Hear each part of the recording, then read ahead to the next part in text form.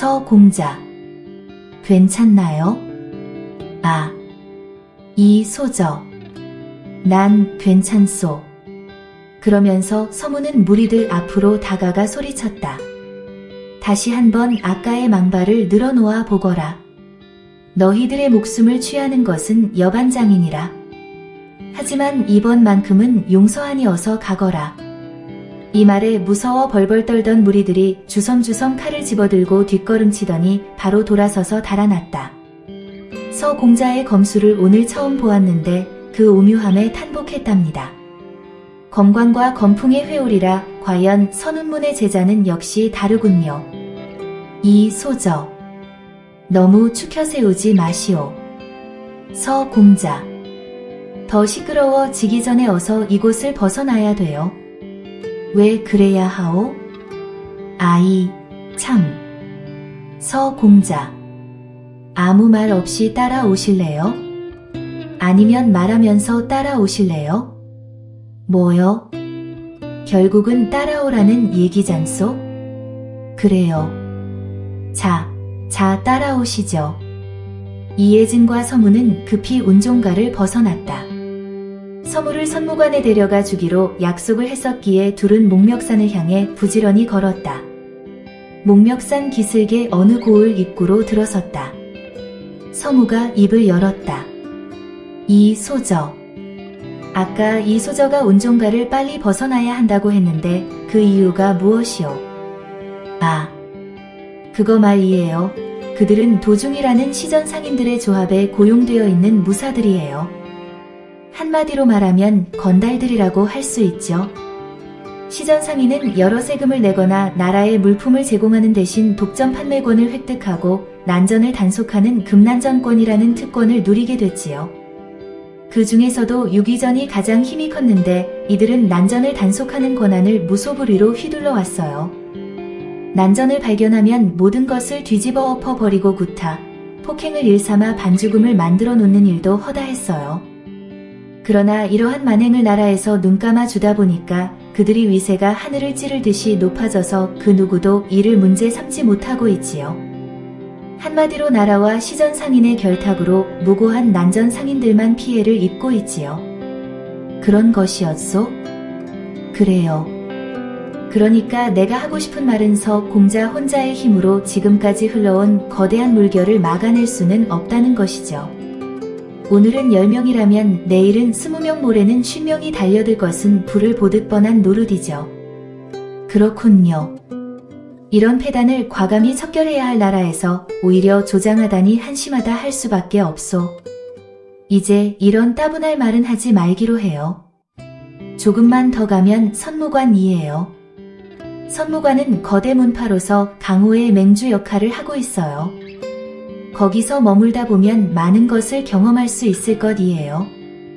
경험을 넓힌다는 건 바로 받아들이는 마음의 그릇을 키운다는 것과 일맥상통 하는 것이 아니겠소? 맞아요.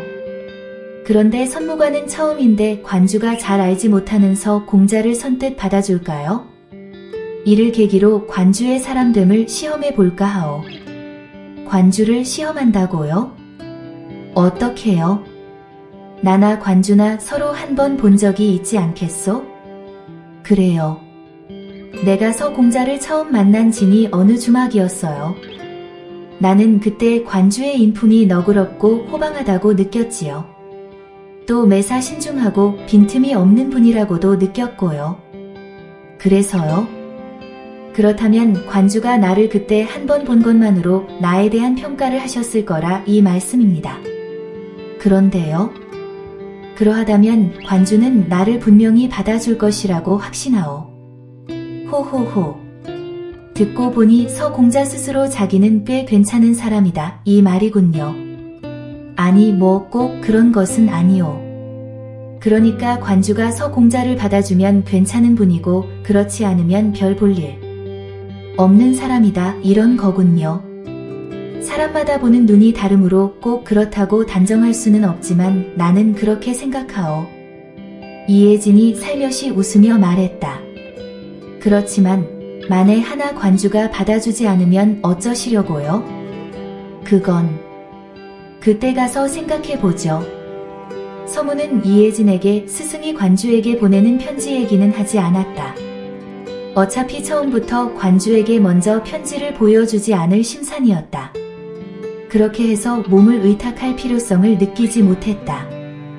어차피 이 험한 세상 혼자 뚫고 나가 야 했다. 이때 그들의 뒤에서 말발굽 소리와 덜거덕거리는 소리가 들려와 피해주려고 뒤를 돌아보았다. 한 대의 마차가 막 그들 옆을 지나갔고 마차를 앞과 뒤에서 두 명이 호위하고 있었다. 이혜진은 직감적으로 떠오르는 것이 있었다. 즉시 서무를 보며 말했다. 혹시 조사려? 일까요? 단정 지을 수는 없지만 그럴 수도 있으니 한번 확인해 볼까요? 지금은 아니에요. 지금 움직여 보아야 조사려만 구할 수 있을 뿐 배후를 알아낼 수가 없어요. 어디로 가는지 따라가 보아요. 근거지가 어딘지 파악하고 또 배후에 누가 있는지도 알아낼 수 있는 절호의 기회예요. 탄복하오. 그런 말 말아요. 눈치채지 못하게 따라가 보죠. 마차를 끄는 말이 먼 길을 오느라 지쳤는지 느리게 가고 있었다. 이는 서무와 이혜진에게는 행운이었다. 이 정도면 충분히 미행할 수 있었다. 사람의 왕래가 많이 있어 미행을 들킬 염려는 없었다. 마차는 남산골로 접어들었다. 점포, 주막, 차방, 약방이 줄지어 있는 꽤 번화한 거리에 있는 소들대문이 있는 큰 기와집 앞에서 멈췄다. 마차 앞쪽에 호위무사가 문을 두드리자 대문이 열리고 일행이 안으로 들어갔다. 이를 끝까지 지켜보고 있던 이혜진이 서무에게 말했다. 서공자, 우리 이제 어떻게 할까요? 마차 안에 있는 사람이 조사려라고 확신할 수가 없으니 섣불리 나설 수도 없고 어쩌죠? 이 말에 서무가 잠시 생각하더니 대답했다. 이렇게 하면 어떻겠소? 집을 알아두었으니 서두를 필요는 없다고 봐요. 일단 선무관으로 가서 일을 마무리한 후 내일쯤 다시 와서 저 집을 드나드는 사람들의 동태를 살피는 거예요. 서공자, 아주 좋은 생각이에요. 드나드는 사람들 중 특히 나가는 사람들을 미행하여 그들이 어디로 가서 무엇을 하는지 누구를 만나는지를 파악한다면 실체가 드러날 것 같아요. 그러하오. 얼마 후 서무와 이혜진은 선무관 앞에 당도했다. 여기서 이혜진은 서무에게 말했다. 서공자, 건투를 빌어요. 현 관주가 받아주지 않던 내일 유시에 아까 기와집 앞에서 만나기로 해요. 알겠소. 보증하시오. 이혜진이 떠난 후 서무는 선무관의 정문을 두드렸다. 곧바로 문을 지키던 사람이 나와 무슨 일로 왔냐고 물었다. 관주님을 뵙고자 하오. 연통이 있으셨소이까? 아니오. 서무라고 말씀해 주시오. 무사는 서무를 한번 훑어본 후 안쪽을 향해 말했다. 서무라는 사람이 관주님을 뵙자고 오셨다고 전하게. 안에서 알았다고 대답하는 소리가 들려왔다. 그리곤 이내 조용해졌다. 문밖에서 하회를 기다리고 있던 서무는 멀리서 선무관을 향해 걸어오는 한 무리의 사람들을 보았다. 점점 가까이 오는 그들은 모두 6명이었고 남자 5명의 여자가 1명이었다. 그들은 정문 앞에 당도하여 서무를 보았다. 서무가 그들에게 예를 올리자 그들도 서무에게 예를 올리고는 그중 1명이 서무에게 말했다. 공자께서는 누구시며 무슨 일로 오셨습니까? 저는 서무라고 하는데 관주님을 뵈러 왔습니다. 니신지요? 아, 그러십니까? 저는 선무관 제자 현인중이라 합니다. 기별은 넣으셨는지요? 예, 하회를 기다리고 있는 중입니다. 그러면서 서무가 현인중 뒤에 서 있는 낭자를 보고 흠칫했다. 그녀는 전에 천안의 주막에서 비적대를 간단히 제압한 바로 청의 낭자였던 것이다. 현인중 옆에 있던 남자가 자기소개를 했다. 저는 이유정이라 합니다. 역시 선무관 제자입니다. 서무가 예를 표했다. 청의 낭자가 입을 열었다. 저는 남수련이라 합니다. 여기 3명은 저의 시종이고요. 서무가 역시 예를 표했다. 현인중이 이어 말했다. 여기서 이러지 말고 들어갑시다. 서 공자께서도 들어가시지요. 저희들이 안내하겠습니다. 초면인 사람을 이리 반겨주시니 고맙습니다. 말하며 서무는 그들 뒤를 따라 들어갔다.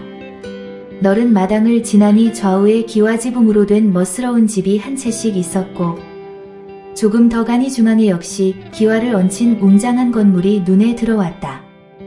그들은 서무를 그 건물로 안내했다. 또한 청의 낭자에게도 안내를 하는 것을 보니 그녀도 이곳이 첫 방문인 것 같았다. 건물 안으로 들어가서 잘 가꾼 정원을 지나 대청으로 올라갔다. 잠시 기다리자 대청 안쪽에 문이 열리고 백발의 노인이 나타났다. 서무가 며칠 전 주막에서 만난 선무관주 현우명이었다. 아버님, 임무를 완수하지 못해 송구합니다. 되었다.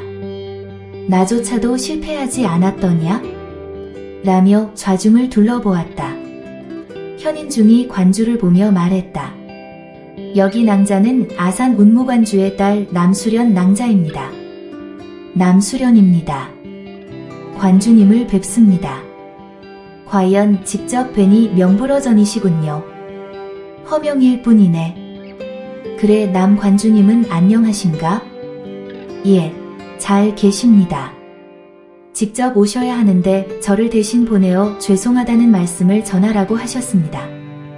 그리고는 안에 간직하고 있던 두루마기를 꺼내 관주에게 건네면서 말했다. 이것은 아버님이 관주님에게 전해주라는 서찰입니다. 알겠네. 소주가 온 것만으로도 나로서는 과분하네. 그리고 또 한 가지 아버님께서 작은 성의 표시로 예물을 보내셨으니 받아주셔요. 허어, 고맙네. 하며 서찰을 품에 넣고 서무를 보며 말했다. 이분은? 그러자 현인중이 대답했다. 서무 공자라고 아버님을 뵈러 왔다 합니다. 서무가 관주를 향해 예를 표했다. 며칠 전 진이 주막에서 뵈었을 때 이름을 밝힌 바 있습니다. 그때 노 선배님이 바로 선무관주님이셨다니 무례를 범한 것 같아 송구합니다. 아닐세. 내가 이름을 밝히지 않았으니 무례랄 것까지는 없네. 서소협 덕분에 일이 성공할 뻔했네만 변변치 못한 제자들로 인해 그러하질 못했네. 허허허. 그래, 오늘 나를 찾아온 용건은 뭔가? 소생이 선무관에서 지낼 수 있도록 허락해 주시옵기를 청합니다. 서무가 말을 마치자마자 갑자기 관주가 서무를 공격했다. 예상하지 못한 공격에 서무는 본능적으로 방어했다. 그러나 관주의 연속적인 날카롭고 강력한 공격 앞에 수세에 몰리면서 방어만은 할 수 없게 되었다. 드디어 서무의 반격이 시작되었다. 왼손이 나가는가 했는데 어느새 오른손이 나가고 양손을 쓰는 척 왼손 공격 이어지고 이어 오른손 중지와 검지를 앞으로 뿌리니 강력한 바람이 폭풍처럼 관주를 휘몰아쳤다. 그러나 관주 역시 산전수전 다 겪은 노련한 마술사 같이 서무의 공격을 무산시키며 역공을 펼쳤다. 용호상박이었다. 이를 구경하던 선무관 삼제자와 남수련은 속으로 서무의 실력에 놀라고 있었다. 한참 공격과 방어와 공격이 오간 후 관주가 손을 거두어들이며 말했다. 하하하. 과연 선운문 제자답군. 그래, 한 문주께 옵선 강령하신가? 예, 사부님께선 강령하십니다. 소생이 선운문 제자라는 것을 단번에 간파하시니 관주님의 해안의 탄복을 금치 못하겠습니다. 허허, 그러한가? 강호 모든 문파의 무학을 다 알 수는 없네. 다만 한문주하고는 예전에 무학을 논한 적이 있어 조금 알고 있다네. 소협의 인품과 실력이 노부의 마음에 꼭 들었네. 얼마든지 진에게나. 소생, 이만한 광영이 없사옵니다. 고맙습니다. 하며 그제야 서문은 스승의 편지를 관주에게 주었다. 편지를 받아 품에 넣으면서 현인중에게 말했다. 너는 소협이 머물 방으로 안내하고 이곳에 있는 동안 아무런 불편함이 없도록 하여라. 분부대로 거행하겠습니다.